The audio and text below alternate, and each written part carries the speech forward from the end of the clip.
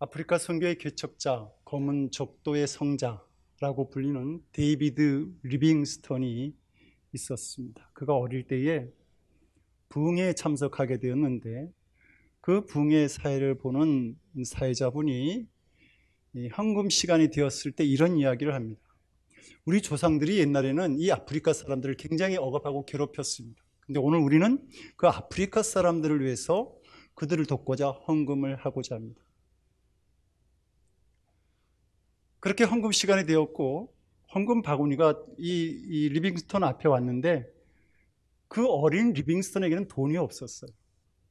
그래서 그가 헌금 바구니를 바닥에 딱 놓고 그 바구니 위에 올라가서 털컥 앉았습니다. 어른들이 볼 때는 불경건스러운 일이었죠. 뭐라고 꾸지람을 하는데 그때 리빙스턴의 마음속에는 뭐가 있었냐면 나는 내가 크면 내 몸을 아프리카에 드리는 선교사가 되겠다. 그 순간 헌신의 결단을 한 것이죠.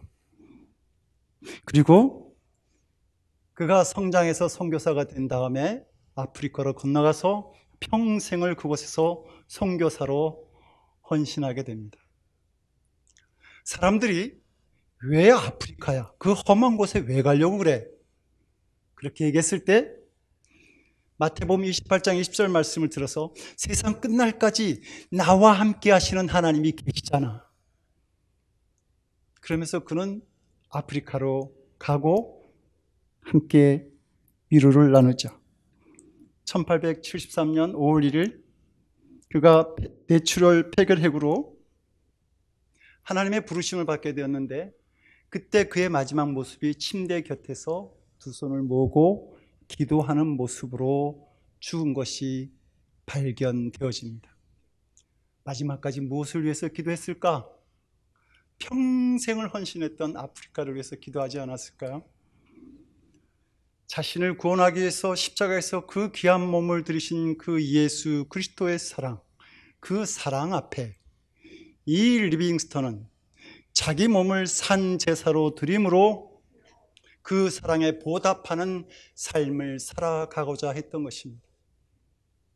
아프리카 사람들이 이 위대한 사람이 그 유해가 아프리카에 묻히는 것을 용납할 수 없다고 생각을 해서 그래서 그 유해를 영국으로 보내고 영국에서는 그 유해를 국장으로 지내게 됩니다. 그리고 그 영국에 가면 웨스트민스터 사원이 있는데 거기에 가장 높은 곳 크로멜이라고 하는 그 위대한 정치가 웰링턴이라는 장수 밀턴이라고 하는 문학가 그들만이 있는 그 열에 이 리빙스턴의 유해를 안치하게 되죠. 성도 여러분, 우리가 오늘 봉독한 본문을 보니까 그러므로라는 말로 시작합니다. 근데 이 그러므로라고 하는 말은 로마서 1장부터 12장까지에 있는 모든 말씀을 집약해서 그러므로 이렇게 말합니다.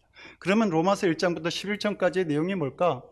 우리를 향한 하나님의 사랑과 그 사랑으로 이루신 구원에 관한 말씀이 바로 로마서 1장부터 11장까지의 말씀입니다. 그래서 로마서 5장 8절은 이렇게 이야기합니다. 그 하나님의 사랑에 대해서 우리가 아직 죄인 되었을 때에 그리스도께서 우리를 위하여 죽으심으로 하나님께서 우리에 대한 자기의 사랑을 확증하셨느니라. 아들을 주심으로 여러분에 대한 사랑을 하나님은 확증하셨습니다. 2008년 5월 10일 날 중국의 스촨성에서 그 지진 규모 8.0이라고 하는 큰 지진이 일어납니다. 수많은 사람들이 죽어가고 많은 재산의 피해를 입게 되죠. 행불자, 행방불명자를 포함해서 그 지진으로 인해서 죽은 사람들의 사망자 수가 9만여 명에 이르는 큰 지진이었습니다. 인명을 구조하는 과정 중에서 몸을 웅크린 채 수십 톤의 잔해를 온몸으로 지탱하고 있는 이만만 씨가 발견되어집니다. 그 이만만 씨가 몸을 웅크리고 있었는데 그녀의 품 안에는 젖을 먹다 잠든 아이가 있었어요. 근데 여인의 호흡은 이미 끊어져 있었고 그 여인의 손에는 그 휴대폰이 들려져 있었는데 거기에 마지막 메시지 하나가 남겨져 있었습니다. 그 내용은 이런 거예요. 너무나 사랑스러운 내 아가 만약 내가 살게 된다면 이것만은 기억해 주길 바란다. 엄마는 너를 사랑한다. 그 말 한마디 남기고 그 아이를 보호하기 위해서 몸을 움켜쥔 채 수십 돈의 자녀를 지탱하면서 죽어갔던 것이죠. 인간의 사랑 중에 가장 위대한 사랑은 자녀를 향한 부모의 사랑입니다. 근데 이 사랑보다 더 위대한 사랑이 있어요. 그것은 우리를 위해서 아들까지 내어주신 하나님의 사랑입니다. 로마서 8장 32절은 이렇게 말하죠. 자기 아들을 아끼지 아니하시고 우리 모든 사람을 위하여 내주시니가 어찌 그 아들과 함께 모든 것을 우리에게 주시지 아니하겠느냐. 얼마 전에 친구 목사에게서 전화가 왔습니다. 자기 아들이 미국에서도 한 3,000명 정도밖에 걸리지 않는 희귀 피부암에 걸렸는데 위에서 기도를 좀 해달라고 하는 겁니다. 그러면서 쭉 얘기를 하는 중에 뭐라고 하냐면 차라리 내가 걸렸으면 괜찮겠는데 아이가 그것으로 인해서 고통당하는 것을 보니까 견딜 수가 없다고. 이것이 자녀를 향한 부모의 사랑 아닙니까? 그런데 그렇게 사랑하는 독생자를 우리를 위해서 하나님은 내어주셨다라고 하는 겁니다. 그래서 성경은 그렇게 말하는 거예요. 우리 모든 사람을 위하여 내주시니가 그 사랑한 아들을 내어주시니가 어찌 그 아들과 함께 모든 것을 우리에게 주시지 아니하시겠느냐. 여러분들에게 하나님을 향한 이 믿음이 있기를 원합니다. 나를 위해서 아들까지 주셨는데 무엇을 하나님께서 더 아끼실까? 성도 여러분, 이 하나님의 사랑을 의심하지 말고 믿는 자들이 되시기를 원합니다. 요한복음 11장에는 죽은 나사로의 이야기가 기록되어져 있어요. 나사로의 누이들이 사람들을 예수님께로 보내면서 이렇게 얘기합니다. 주여 보시옵소서, 사랑하시는 자가 병들었나이다. 이 얘기는 무슨 얘기예요? 아니, 주님께서 사랑하시는 자가 어떻게 병들 수 있습니까? 고통을 당할 수 있습니까? 지금 죽어갈 수 있습니까? 라고 주님의 사랑을 지금 의심하고 있는 겁니다. 그런데 문제는 여기서 끝나지 않죠. 분명히 예수님께서 사랑하시는 나사로가 병들어 지금 죽어가고 있는데, 그런데 예수님은 그 이야기를 듣고 빨리 나사로에게로 돌아오셔야 했던 겁니다. 사랑하신다고 하셨으니 지금 앓고 있는 나사로에게 빨리 가셔야 되는 거죠. 더구나 이 나사로와 예수님과의 거리는 걸어서 하루길이었습니다. 그런데 예수님께서는 나사로가 앓고 계시다고 하는 이야기를 들으시면서도 그곳에 이틀을 더 유하고 계셨습니다. 성도 여러분, 여러분들의 생각으로 이해가 되십니까? 어떻게 주께서 사랑하신 자가 병에 들었고 지금 병에 들어서 죽어가고 있는데도 예수님은 속히 그를 찾아가지 아니하셨는가? 왜 나에게 이 힘든 상황에 있는데 나를 사랑하신다고 하면서 찾아오시지 않는가? 라고 의심할 수 있지 않겠습니까? 그런데 하나님은 이사야 선지자를 통해서 이렇게 말씀하십니다. 나의 생각은 너희 생각과 달라. 너희의 길은 나의 길과 다르단다. 이것을 하나님의 사랑에 한번 견주어 보십시오. 너희들이 사랑하는 방식과 내가 사랑하는 방식은 달라. 너희들이 생각하는 사랑, 내가 생각하는 사랑은 다르고 너희들이 사랑하는 때와 내가 사랑하는 때는 다르다라고 그렇게 말씀하시는 것이죠. 예수님은 나사로를 자신의 방법과 때를 따라서 사랑하셨고 그리고 그를 죽은 후에 찾아오심으로 그를 죽음에서 일으키셨고 수많은 사람들이 하나님의 영광을 보도록 단순한 죽음이 아니라 하나님의 단순한 아픔이나 죽음이 아니라 하나님의 영광을 보도록 그렇게 나사로를 사랑하셨던 것입니다. 성도 여러분, 이렇게 우리는 하나님의 사랑을 신뢰할 수 있어야 합니다. 제가 조금 전에 그 피부암에 걸린 그 아들의 이야기를 친구 목사님 아들이 얘기를 했는데요. 그 아들은 기도를 해서 낳은 아들입니다. 그 목사님하고 저하고 목회 초기에 삼각산에 올라가서 기도를 주일 저녁 때마다 주일 저녁 예배를 마치면 올라가서 기도를 했었어요. 그렇게 한 4, 5개월을 했는데 서로가 이제 각자 기도를 하다가 어느 날 그런 얘기를 했어요. 우리 서로를 위해서 중보 기도를 좀 해보자. 그래, 그럼 너 기도 제목이 뭐지? 난 교회 부흥이야. 저는 그렇게 얘기를 했어요. 근데 그 친구는 뭐라고 했냐면 아이를 낳는 거야. 그렇게 얘기를 했어요. 왜냐하면 결혼해서 10년이 됐는데 아이가 없었어요. 근데 아이를 너무 바라게 되면 나타나는 현상이 뭐냐면 가임신이라고 하는 현상이 나타나요. 이 가임신은 임신한 것과 똑같습니다. 배가 부르고 입덧이 생기고 생리가 끊어지고 이런 일들이 생겨나요. 너무 아이를 바라니까 이런 일들이 2번씩이나 있었습니다. 그리고는 이제 그렇게 그 간절한 마음을 가지고 기도를 하고 몇 개월이 지났죠. 정말 이제 그런 현상이 또 찾아왔어요. 사모님한테. 저한테 얘기하는 겁니다. 지금 이런 현상이 찾아왔는데 어떻게 해야 될지 모르겠다고. 왜 확인을 안 하냐? 2번씩이나 그렇게 가임신을 했는데 또 잘못될까 봐. 그래도 해보라고 그랬어요. 이제 삼각산에 가서 주일날 기도하고 오래날 꼭 가서 확인을 해라고. 그리고 그게 임신이 된 것을 알게 된 것이죠. 근데 그렇게 임신을 하고 나니까 그래서 첫 아이를 낳았는데 그 다음부터는 이렇게 탁 사모님하고 손만 마주쳐도 아이가 툭툭 생기는 겁니다. 여러분, 이게 하나님의 역사예요. 정말 놀랍습니다. 그러니까 결국 그것을 견디지 못해서 무슨 짓을 했냐면 정관 수술을 했어요. 아이를 낳기를 그렇게 소망하던 사람이, 이게 정말 하나님의 역사가 아니면 될 수 없는 일이죠. 그런데 그렇게 생긴 아이 가운데 20년 동안이나 아토피 피부로 고생을 하고 마지막에는 이 희귀 피부암에 걸린 아이가 생긴 겁니다. 제가 그 기도 제목을 놓고 기도하는 중에 약간의 불만이 생겼어요.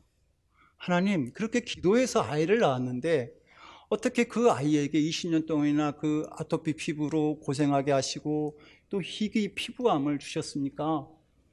그 희귀 피부암에 그 피가 잘못되어서 혈액으로 들어가면 혈액암이 돼요. 장기로 들어가면 장기 이런 암이 됩니다. 어떻게 이런 걸 주실 수 있습니까? 근데 그 기도하는 중에 하나님께서 사드락과 메삭과 야벳느고의 이야기를 생각나게 하셨어요. 하나님을 향해서 변함없는 믿음을 고백할지라도 풀무 속에 들어가야 되는 운명에 처하게 되잖아요. 근데 그들이 뭐라고 고백합니까? 하나님은 맹렬히 타는 풀무 속에서도 또 왕의 손에서도 구원해 주시겠지만 그러지 아니하실지라도 in spite of, 그러지 아니하실지라도 나는 절대로 우상에게 절하지 않겠습니다. 나는 여전히 하나님을 사랑하겠습니다. 여러분, 우리에게 이 믿음이 있기를 원합니다. 하나님의 사랑을 의심하지 말고 온전한 고백이 있기를 원합니다. 성도 여러분, 여러분 가운데 아직 하나님의 사랑을 경험해 보지 못한 분들이 있습니까? 그럼 지금 하나님을 사랑해 보시기 바랍니다. 그러면 반드시 하나님의 사랑을 만나게 됩니다. 요한일서 4장 19절은 말하죠. 우리가 사랑함은 그가 먼저 우리를 사랑하셨습니다. 하나님은 그렇게 말씀하시는 겁니다. 너희가 나를 먼저 사랑한 게 아니야. 내가 너희를 먼저 사랑했어. 그래서 우리가 하나님께서 나를 먼저 사랑하셨구나라고 하는 것을 믿고 주님을 향한 사랑을 시작해 보시기 바랍니다. 여러분들의 삶의 마지막을, 그 생애를 주님을 위해서 드려보기로, 사랑하니까 드려보기로 한번 결단해 보시기 바랍니다. 그러면 거기서 먼저 나를 사랑하셨던 주님의 사랑을 우리가 만나게 됩니다. 우리가 사랑의 손을 들어서 주님께 내어밀면 벌써 이미 손을 내어밀고 계시는 따뜻한 주님의 손길을 만나면서 거기서 주님의 놀라운 은혜와 사랑을 경험할 수 있게 된다라고 하는 말입니다. 성도 여러분, 사랑은 사랑으로만 응답해야 합니다. 우리는 하나님을 믿을 수도 있고 충성할 수도 있고 성실한 삶을 살아갈 수도 있고 열심을 낼 수도 있을 것입니다. 그러나 나를 사랑하느냐라고 하는 주님의 음성 앞에 내가 주님을 믿습니다. 나는 당신을 향해서 충성하겠습니다. 당신에게 성실히 행하겠습니다. 라고 이렇게 말하는 것은 주님의 사랑을 모욕하는 것입니다. 잘 들으십시오. 신뢰나 충성, 성실, 열심이란 말 참 좋죠. 그러나 사랑이라고 하는 말에 대한 대답은 아닙니다. 저도 사랑합니다. 사랑하느냐라고 물으시는 주님 앞에 저도 주님을 사랑합니다 라고 대답을 할 수 있어야 됩니다. 부활하신 예수님께서 베드로를 만나면서 물었던 질문이 뭡니까? 내가 나를 사랑하느냐? 변함없이 사랑을 요구하셨고 베드로 역시 변함없이 예, 제가 주를 사랑합니다 라고 고백을 합니다. 그리고 그 사랑한다는 고백 앞에, 그 베드로의 고백 앞에 베드로가 진정 헌신과 놀라운 사명을 감당할 수 있는 힘을 갖게 되었던 것입니다. 주님을 사랑하는 자에게 임하게 될 그 은혜에 대해서 에베소서 3장 18절, 19절은 이렇게 말합니다. 그리스도의 사랑을 알고, 그리스도의 사랑을 알아야 합니다. 그리스도의 사랑을 알고 그 너비와 길이와 높이와 깊이가 어떠함을 깨달아 하나님의 모든 충만하신 것으로 너희에게 충만하시기를 구하노라. 우리가 주님을 사랑하기로 작정하면 그 주님의 사랑의 높이와 깊이와 넓이와 길이를 날마다 더 알아가게 되고 경험하게 됩니다. 그렇게 되면 하나님의 은혜와 역사가 충만하게 임하는 삶을 우리가 살아갈 수 있게 되는 것입니다. 구약의 여선지자 두보라가 20년 동안이나 그냥 그 이스라엘을 괴롭혔던 그 가나안 족속과 싸우잖아요. 가나안 족속이 굉장한 강력한 군사를 거느리고 있었습니다. 그럼에도 불구하고 그가 그들과 싸워서 이기게 됩니다. 그런 다음에 이 두보라 선지자가 고백하기를 주를 사랑하는 자에게 해가 힘있게 돋아나게 하시옵소서. 누가? 주를 사랑하는 자에게 해가 힘있게 돋아나는 은총과 역사와 소망이 생겨난다는 사실을 이 선지자가 고백하고 있는 겁니다. 로마서 8장 28절 잘 아시죠? 우리가 알거니와 주님을 사랑하는 자, 그 주님을 사랑하는 자가 어떤 자입니까? 곧 그 뜻대로 부르심을 입은 자들, 주님을 사랑하는 자, 곧 그 뜻대로 부르심을 입은 자들에게는 모든 것이 합력하여서 뭘 만들죠? 선을 이룬다 그랬어. 에이브라함 링컨이 얼마나 많은 실패를 했습니까? 근데 그 많은 실패를 딛고 이 에이브라함 링컨이 흑인을 그 노예를 해방시키고 가장 위대한 미국의 16대 대통령이 되지 않습니까? 그래서 기자가 물었어요. 그렇게 많은 실패를 한 당신이 어떻게 이렇게 위대한 일들을 할 수 있었습니까? 그 에이브라함 링컨이 대답을 하죠. 우리 하나님은 당신을 사랑하는 자들에게는 모든 것을 협력하게 하셔서 선을 만드시는 분임을 믿고 있었기 때문입니다. 고린도서 2장 9절은 말합니다. 하나님이 자기를 사랑하는 자들을 위하여 예비하신 모든 것은 눈으로 보지 못하고 귀로도 듣지 못하고 사람의 마음으로도 생각하지 못하였다 함과 같으니라. 하나님께서 자신을 사랑하는 자들을 위해서 예비하신 것들은 여러분 우리가 귀로도 듣지 못하고 눈으로도 보지 못하고 그 이전에 경험하지도 못한 놀라운 것으로 항상 예비하고 계신다라고 하는 겁니다.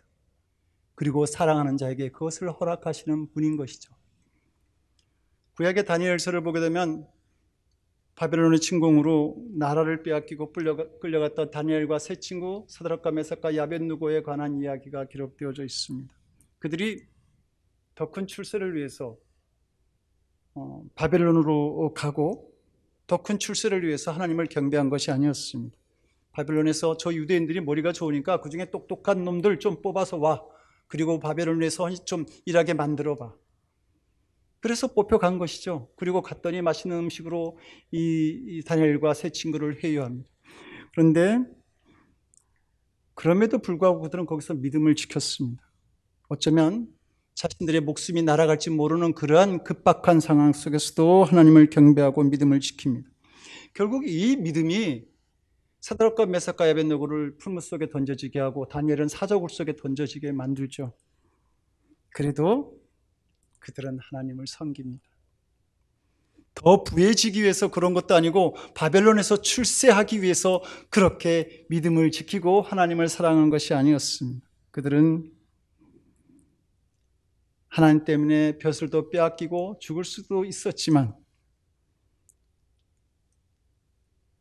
그 믿음의 길을 끝까지 지켰을 때 하나님께서 그들을 더 높이 세우신, 우리가 귀로도 듣지 못하고 눈으로도 보지 못한 그러한 놀라운 은총의 길로 그들을 인도하셨던 것을 우리는 알 수 있습니다. 성도 여러분, 오늘 헌신 예배만 드리는 성도들뿐만 아니라 우리 모두가 정말 주님께 드려지는 삶으로 나아갈 수 있기를 원합니다. 그러면 그것에서 우리를 축복하시는 하나님의 은총을 반드시 만나게 될 줄로 믿습니다. 오늘 본문은 우리가 하나님, 너희들이 하나님 사랑하니 그러면 너희 몸을 거룩한 산 제물로 하나님께 드리라, 이렇게 말합니다. 구약 시대는 여러분 소과 양을 이렇게 죽여서 이렇게 제물로 드리지 않았습니까? 그러나 이제는 살아있는 몸으로 제물을 드리라고 하는 말입니다. 그래서 고린도전서 6장 10절은 그런즉 너희 몸으로 하나님께 영광을 돌리라. 너희 몸으로, 어떤 몸이에요? 살아있는 몸으로, 여러분들이 살아있는 동안 영광을 돌리라고 말합니다. 구약시대에 하나님께 드릴 제물은 구별된 제물이어야 했습니다. 그래서 오늘날 우리는 어떻게 하나님께 그런 구별된 몸으로, 거룩한 몸으로 하나님께 제물을 드릴 수 있느냐라고 하는 그 질문에 대해서 그 중세의 교부 그리스도톰은 이렇게 얘기를 하죠. 눈으로 악한 것을 보지 않을 때 그것이 제물이 되고, 혀가 더러운 것을 말하지 않을 때 그것이 제물이 되고, 여러분의 손이 불법을 행하지 않을 때 그것이 온전한 번제물이 됩니다. 이것이 구별된 산제물이다, 이렇게 얘기를 했습니다. 그러나 성도 여러분, 우리가 더 귀한 산제물을 드릴 수 있는 방법이 있습니다. 그것은 어떠한 상황 속에서도 주님을 사랑하는 일입니다. 성도 여러분, 주님을 인격적으로 만나십시오. 여러분의 연인을 만나고 배우자를 만나고 좋아하는 사람을 만나듯이 예수님을 인격적으로 만나십시오. 친밀한 관계를 가지십시오. 그리고 사랑하십시오. 그때 산제물로 드릴 수 있는 삶을 살아갈 수 있습니다. 일본의 신사참배에 맞서서 신앙운동을 하던 주기철 목사님이 6년이 넘는 긴 시간 투옥과 고문, 일본의 해이에도 흔들리지가 않죠. 천주교와 모든 기독교 교단이 신사참배를 결정해도 신앙의 양심을 지켰던 이 주기철 목사님은 결국 감옥에서 순교하게 됩니다. 그런데 그분이 평소에 자주 했던 말이 있어요. 한번 따라해 볼까요? 주님과 연애하라. 주님과 연애하라고 자주 얘기를 했어요. 그건 뭔 말입니까? 인격적이고 친밀한 관계 속에서 주님을 계속 만나고 있었다는 말입니다. 그리고 사랑했다는 말입니다. 그분이 수많은 고난을 이겨낼 수 있었던 힘이 바로 주님을 향한 사랑이었습니다. 그는 자신의 아들과 이야기를 나누던 중에 이런 말을 합니다. 하나님은 우리가 원하는 것을 주시는 분이 아니라 우리가 필요로 하는 것을 주시는 분이다. 그것은 잘 안 보일 수 있단다. 그런데 지금 우리 가정에 필요한 것은 고난인 것 같구나. 이렇게 하나님을 사랑했던 주기철 목사님은 주님을 위해서는 고난도 필요한 것임을 알았고 기쁜 마음으로 그분은 감옥에서 순교합니다. 성도 여러분, 성경을 보게 되면 자기를 위해서 주님을 찾아온 많은 사람들이 있죠. 12년 동안 혈루증을 앓던 여인도 그렇고, 보지 못해서 구걸하는 삶을 살았던 소경 바디메오도 그렇게 주님을 찾아왔습니다. 그리고 그들은 자신들의 질병과 구걸하던 그 삶의 문제를 주님 앞에서 해결받게 됩니다. 우리도 처음엔 혈루증 앓던 여인과 같은 문제를 가지고 주님을 찾아왔고, 소경 바디메오처럼 간절한 심정으로 주님을 찾아왔습니다.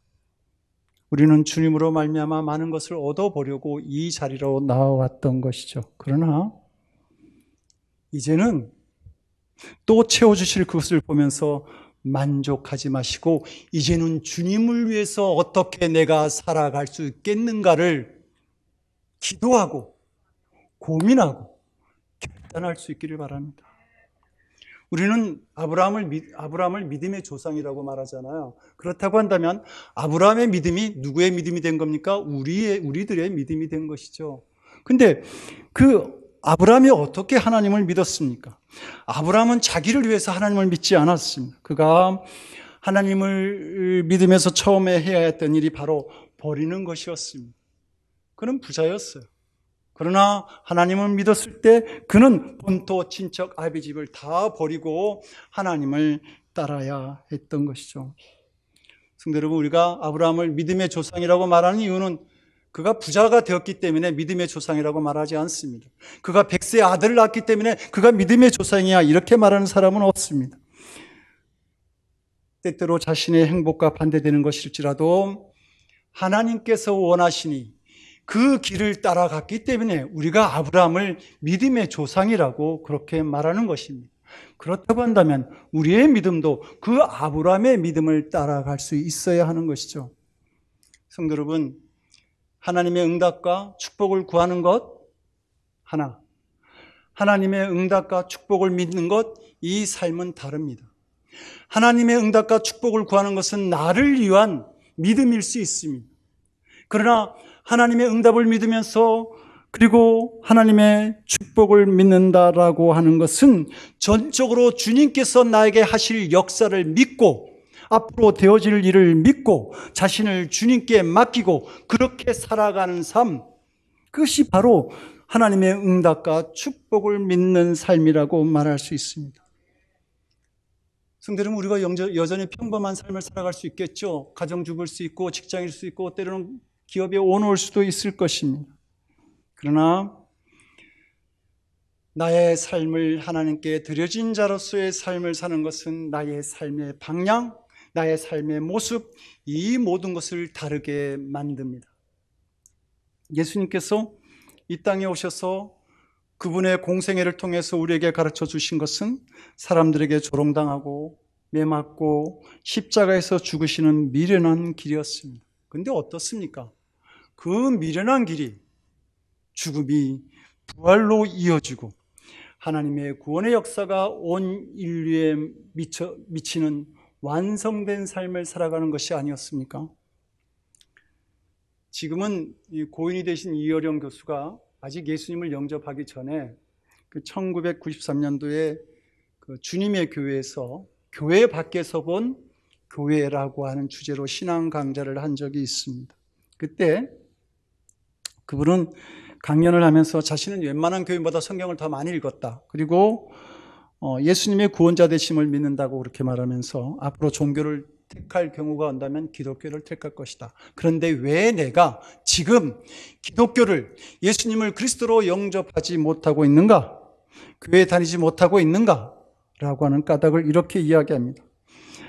도마가 부활하신 예수님을 만나면서 예수님에게 부활하신 증거로 요구한 것, 예수님의 부활을 증거로 요구한 것이 바로 손에 난 상처, 고난의 흔적이었다. 예수님께서 부활의 증거로 도마에게 보여주셨던 것 또한 고난과 아픔의 상처였습니다. 잘 들으시기 바랍니다. 교회가 세상에 보여줘야 할 증거가 바로 이것입니다. 진리 때문에 고난당한 흔적, 시대의 아픔에 동참한 상처 자국, 세상을 살리기 위해 스스로 당한 희생의 흔적들입니다. 그러나 오늘날 교회는 이런 흔적과 자국을 보여주지 못하고 있습니다. 교회와 기독교인이 세상을 향하여 보여주는 것이라고는 이기심과 야망, 그리고 세속화된 성공주의와 물질주의뿐입니다. 이것은 예수 그리스도께서 보여주시던 증거가 결단코 아닙니다. 누구든지 나에게 예수 그리스도께서 인류를 위해 당하셨던 고난의 상처와 아픔의 흔적을 보여줄 수 있는 교회를 소개해 주십시오. 그러면 나는 그 교회의 교인이 되기를 고려해 보겠습니다. 성도 여러분, 오늘 헌신 예배 드리는 여성교회 성도 여러분, 여러분들에게 이 세상에 보여줄 수 있는 고난의 흔적, 예수님을 위해서 헌신했던 것, 예수님을 위해서 일하다가 상처났던 내 삶의 모습들, 진리의 상처들, 그것이 여러분들에게 있습니까? 예수님 때문에 당한 아픔들이 있습니까? 세베대의 두 아들 야고보와 요한은 출세하고자 하는 욕망을 가지고 예수님을 찾아왔습니다. 그래서 그들이 말하죠. 하나님의 나라가 임하게 되면 주님의 좌편과 우편에 우리를 앉혀주십시오. 특히 야고보는 천둥의 아들이라고 불릴 정도로 성격이 급한 그러한 사람이었고 자기의 야망과 유익을 위해서 살았던 사람입니다. 그러나 그가 예수님을 만났을 때, 진정으로 예수님을 만나게 되었을 때에 그의 삶의 방향이 바뀌어지기 시작합니다. 예수님의 말씀과 고난, 십자가의 죽음에서 보여주신 주님의 사랑을 보면서 점점 자신의 유익을 구하던 삶에서 방향이 바뀌어지고 그리고 자신을 주님께 드려지는 삶으로 그가 나아가는 것을 볼 수 있습니다. 결국 이 야고보는 예수님의 12제자 중에 첫 순교자가 됩니다. 자신의 유익을 구하던 믿음에서 고난을 받는 순교자의 삶으로 나아갔던 것이죠. 성도 여러분, 주님을 향해 나아가되 사랑하는 믿음으로 나아가시기 바랍니다. 온 마음 다해서 사랑하십시오. 하나님께서 우리에게 요구하시는 사랑은 99%의 사랑이 아니라 온전한 사랑, 100%의 사랑을 요구합니다. 1856년은 프레티스 여사가 결혼한 지 11년이 되는 해였습니다. 그 해에 무서운 전염병이 유행하였고 자신의 사랑하는 아들을 그 전염병에 다 잃어버리게 됩니다. 자녀가 감기만 들어도 부모님의 가슴은 찢어질 듯 아픈데 두 자녀를 잃게 되었으니까 그녀는 너무 아픈 마음을 가지고 있었어요. 그리고 그 아픈 마음을 붙들고 주님 앞에 나아갑니다. 그 무거운 슬픔과 아픔을 이기면서 이 프레티스 여사가 하나님께 찬양을 해요. 내 구주 예수를 더욱 사랑, 엎드려 비는 말 들으소서. 내 진정 소원이 내 구주 예수를 더욱 사랑, 더욱 사랑. 이전에 세상 나 기뻤어도 지금 내 기쁨은 오직 예수. 다만 내 비는 말 내 구주 예수를 더욱 사랑, 더욱 사랑. 이 세상 떠날 때 찬양하고 숨질 때 하는 말 이것일세. 다만 내 비는 말 내 구주 예수를 점점 더, 점점 깊이, 점점 높이, 점점 넓이 그렇게 더욱 예수님을 사랑하게 되었다고. 두 자녀를 잃은 슬픔 앞에서 그는 그렇게 고백하고 있는 겁니다. 성도 여러분, 이 찬양 우리 다시 한번 할 수 있습니까? 이 마음으로 자녀를 잃어버린 그 엄마의 아픔 속에서도 나는 주님을 더욱 사랑합니다. 주님께 더욱더 가까이 나아갑니다. 라고 하는 이 고백을 함께 할 수 있으면 좋겠습니다. 찬송가 314장입니다.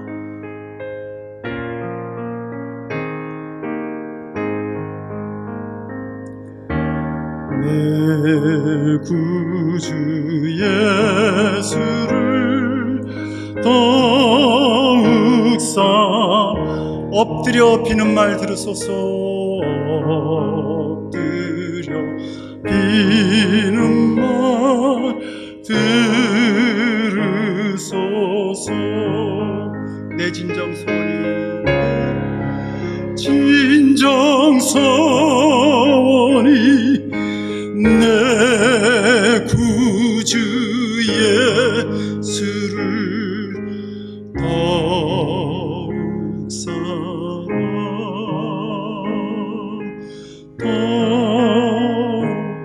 이전엔 세상 나 기뻤어도 이전엔 세상 나 기뻤어도 지금 내 기쁨은 오직 예수. 나만 내 이름만 내 구주 예수.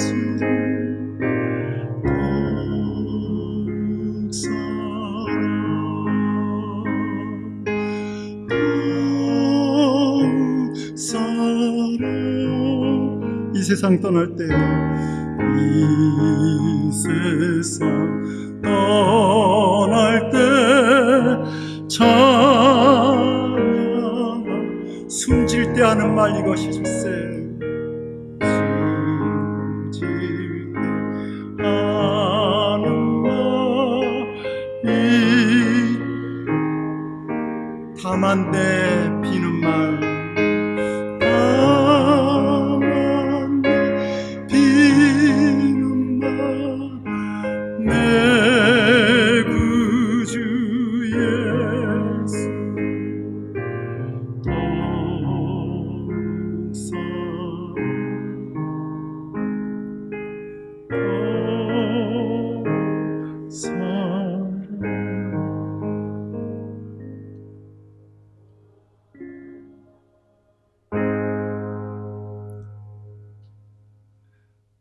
모리와 함께한 화요일이라고 하는 베스트셀러를 잘 아실 것입니다. 그 루게릭병으로 걸려 죽어가고 있던 그 모리 교수를 제자가 인터뷰했는데요. 그 인터뷰 중에 이 모리 교수가 이런 말을 해요. 이 병을 앓으면서 내가 배운 가장 큰 것이 무엇인지 아느냐? 인생에서 가장 중요한 것은 사랑을 나눠주는 법, 그리고 또 하나 사랑을 받아들이는 법을 배우는 것이다. 성도 여러분, 우리를 향한 하나님의 사랑, 그것을 의심하지 말고 받아들일 수 있기를 원합니다. 그리고 자신을 위하여 하나님을 믿지 말고 자신을 들여서, 여러분을 들여서 하나님을 사랑해 보시기 바랍니다. 여러분이 돌이켜서 주님을 사랑하며 나아갈 때 그곳에서 아직도 여러분들을 포기하지 아니하시고 여전히 여러분을 사랑하시는 그 하나님의 사랑을 반드시 만나게 될 것입니다. 성도 여러분, 우리가 잘 살기 위해서 하나님께 매달리던 때가 있었죠. 그러나 이제는 하나님께서 내게 먹을 것을 주셨고 입을 것을 주셨고 거처할 집을 주셨다고 생각되어지거든 이제부터는 나를 위해서 주님을 믿으려 하지 말고 모든 것을 손해볼지라도 주여 이제 나를 통해서 한번 영광을 받아 보시옵소서. 주님, 나를 통해서 내가 한 번은 주님께 영광을 돌리고 싶습니다 라고 하는 그런 고백이 우리들에게 있기를 원합니다. 이것이 금세와 내세에 하나님의 진정한 사랑과 축복을 받게 하는 귀한 믿음의 길인 줄로 믿습니다. 기도하시겠습니다.